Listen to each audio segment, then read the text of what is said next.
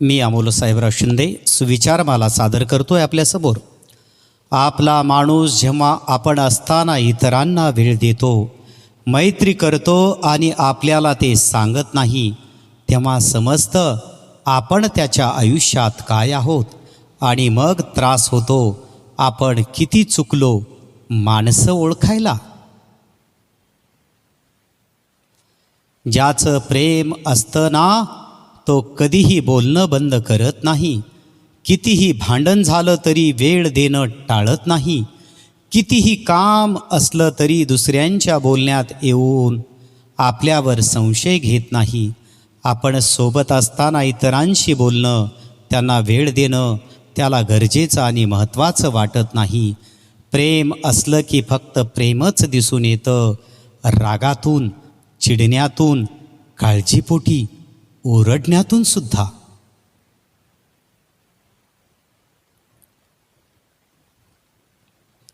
आईसाठी काय लिहू, आईसाठी कसे लिहू, आईसाठी पुरतील एवढे शब्द नाहीत कोठे. आईवरती लिहिण्या इतपत नाही माझे व्यक्तिमत्व मोठे, व्यक्तिमत्व मोठे. माणूस मोठा झाला की बालपण विसरतो. लग्न झाल्यावर आई वडिलांना विसरतो. मुलं झाल्यावर भावंडांना विसरतो. श्रीमंत झाल्यावर गरिबी विसरतो आणि म्हातारा झाला की पैसा विसरून सर्व विसरलेल्यांनाच आठवत बसतो. ज्याच्याजवळ स्वतःची बुद्धी वापरण्याचे आणि ठाम निर्णय घेण्याचे कौशल्य असते, तो कधीच दुसऱ्यांच्या हातचे बाहुले बनत नाही. संपत्तीपेक्षा संतती चांगली असली पाहिजे. संपत्तीपेक्षा संतती चांगली असली पाहिजे. संतती चांगली नसेल तर संपत्ती संपायला वेळ लागणार सुद्धा नाही. वेळेनं दाखवलं, काळानं शिकवलं, नकारांनी वाढवलं, अपमानांनी घडवलं. माणसं आली आणि गेली, अनुभव आले आणि राहिले. त्यांच्यापेक्षा मोठा गुरु कोणीसुद्धा नाही. माणसाने शिक्षित तर व्हायलाच पाहिजे, परंतु त्यासोबत संस्कारी पण बनायला पाहिजे.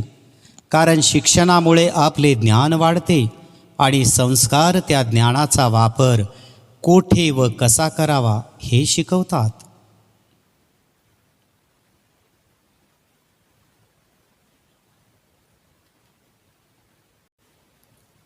कभी कभी आपको गिराने वालों को ये पता नहीं होता कि वो आपकी वजह से खड़े हैं. भविष्याची काळजी असली की माणूस आजच्या दिवसातील प्रत्येक क्षणाचा हिशोब ठेवत असतो. आयुष्यात समजून घेणाऱ्या व्यक्तीला समजून घेणारी व्यक्ती कधीच भेटत नाही. जे लोक नेहमी दुसऱ्याबद्दल काही ना काही तुम्हाला सांगत असतील तर अशा लोकांपासून लांबच राहा. कारण तिथून गेल्यानंतर पुढची चर्चा तुमच्याबद्दलच असते. अप्रामाणिकपणे कमावलेला पैसा आजारपणावरच खर्च होतो. त्यामुळे पैसा कमी कमवा, पण तो प्रामाणिकपणानेच कमवा. मनातील माणसं आणि पायातील बूट इजा करत असतील तर समजून जा की ते आपल्या मापाचे राहिले नाहीत. जिवंतपणे नरक यातना काय असतात हे चुकीच्या व्यक्तीबरोबर लग्न झाल्यावर कळते. ना प्रेम, ना इज्जत, ना आदर मिळतो. त्यामुळे आयुष्यात एक योग्य जोडीदार मिळणं सुद्धा खूप सौभाग्याचं लक्षण मानलं जातं.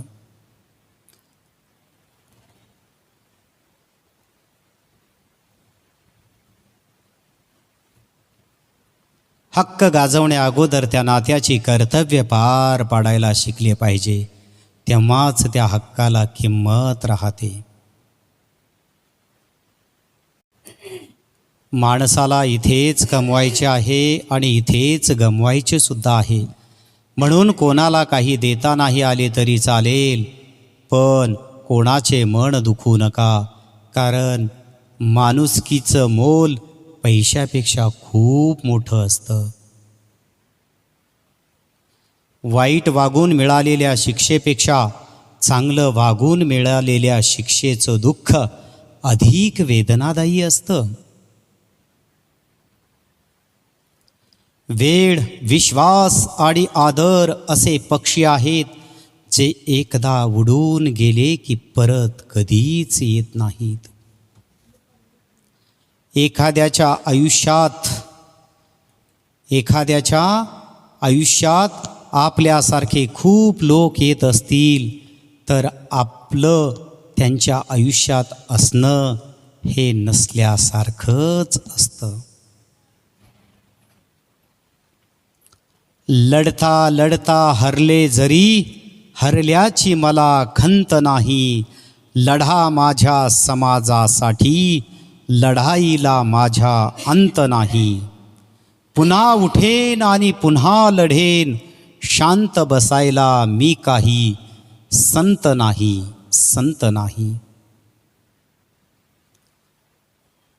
वाणी रसवती यस्य, यस्य श्रमवती क्रिया, लक्ष्मी दानवती यस्य, सफलम तस्य जीवितम.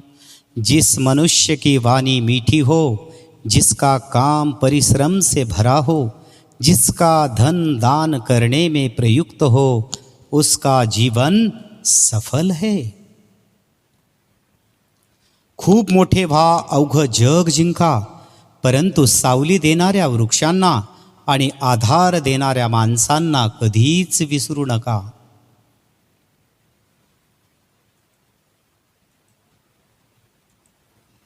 काही वेळा व्यक्त होण्यापेक्षा काही न बोलणे चांगले असते.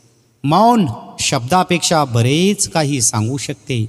इतरांबद्दल अप्रिय गोष्टी बोलण्याऐवजी शांत राहणे कधीही श्रेयस्कर. समोरच्या व्यक्तीचा कितीही राग आला तरी त्या व्यक्तीची प्रतिमा वाईट होईल असे उद्गार आपल्या तोंडून निघूच नये, कारण रागात निघालेले शब्द फार मोठे नुकसान करतात. नातं महत्त्वाचं वाटत असेल तर रागावर नियंत्रण ठेवावे, शांत राहावे, कारण मौनम सर्वार्थ साधनम. नको टेन्शन घेऊ, होईल सर्व ठीक, मी आहे सोबत, असं बोलणारी एक व्यक्ती जरी असली ना तर वाईट दिवस सुद्धा खूप चांगले जातात.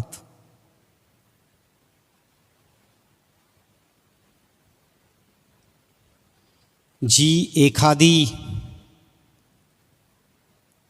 एखादी व्यक्ती रडल्यानंतर स्वतःचे डोळे स्वतः पुसून उठून परत एकदा नव्याने सुरुवात करू शकते, ती व्यक्ती आयुष्यात एकट्यानेच स्वतःच्या आयुष्यासाठी काहीही करू शकते.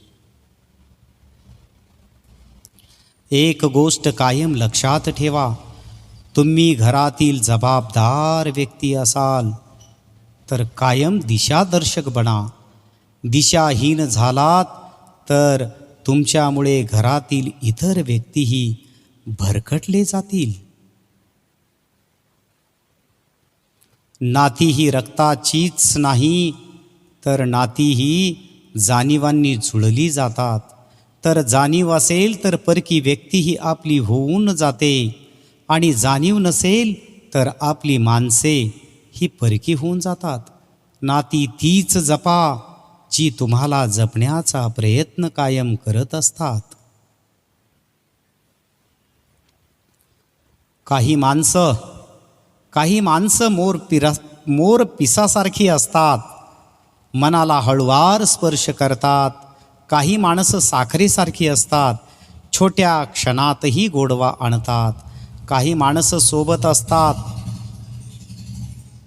पाठीशी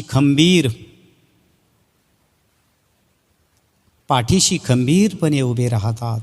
काही माणसं चाफ्यासारखी असतात, अख्खं आयुष्य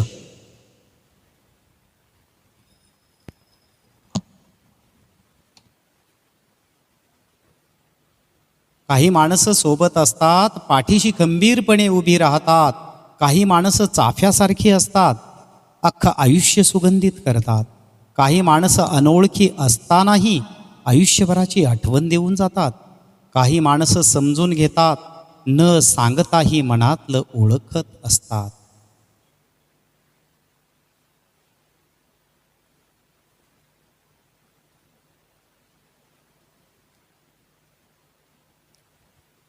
श्री ज्ञानेश्वरी.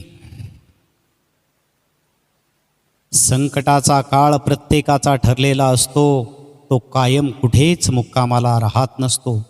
परिस्थिती कशीही असो, जगण्यासाठी हिंमत कायम ठेवावी. कारण योग्य वेळ आल्यावर आंबट कैरीसुद्धा गोड आंब्यात परिवर्तित होत असते.